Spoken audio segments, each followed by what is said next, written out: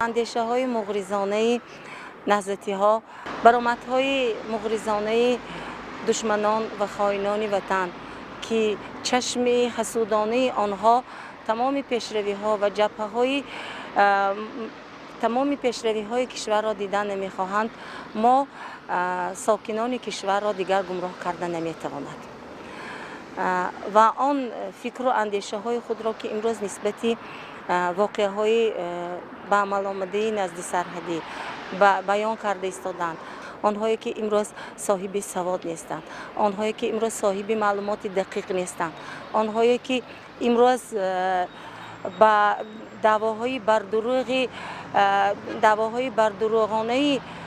راهبریت های حکومت قرقیزستان را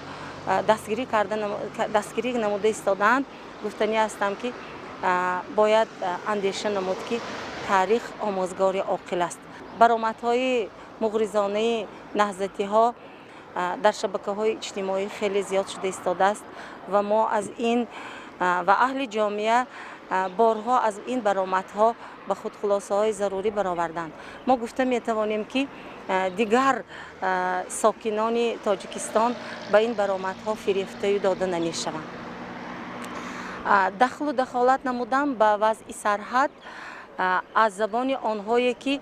از اصل واقع با خبر نیستند، از تاریخ و تمدن خلق تاجیک با خبر نیستند، این تماما فکری خطا است. من همچون یک شهروند شهری عزیزم گفته می توانم که واروخ تاریخ هزار ساله ها دارد و تمدن تاجیکان در اساس بازیافت‌های آرکئولوژی این سرزمین عزیز معتبرمان با کتاب در اساس دلیل‌ها و پیشنهادهای عالمان باستانشناسان در سندهای مهم تاریخی آورده شدند و امروز برآمد یکی از راهبران صاحب منصب قرقیزستان طریق شبکه‌های اجتماعی خیلی غلط است. من فکر می‌کنم نوارهایی که امروز نهضتی‌ها پخش می‌نمایند نوارهای کهنه فرسوده‌اند